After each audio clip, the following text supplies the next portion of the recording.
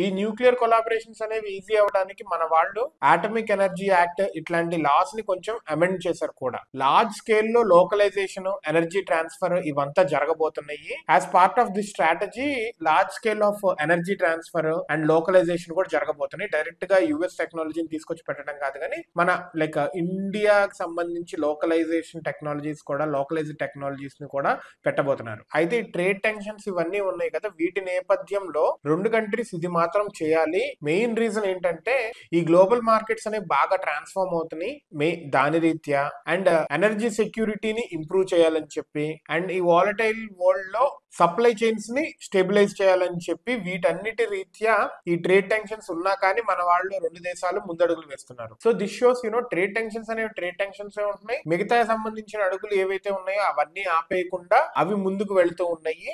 Both countries interest తో మన భారతదేశంలో యుఎస్ బిల్డ్ చేసిన న్యూక్లియర్ రియాక్టర్స్, మన లోకలైజ్డ్ టెక్నాలజీస్ ఇవన్నీ యూస్ చేసి బిల్డ్ చేయబోతున్నారు. Let us see how India gonna impact from this, and మనకి ఎనర్జీ పరంగా మనకేమేమి అడ్వాంటేజెస్ వస్తాయో కమింగ్ డేస్ లో, కమింగ్ డికేట్స్ లో చూడబోతున్నాం దీని ద్వారా.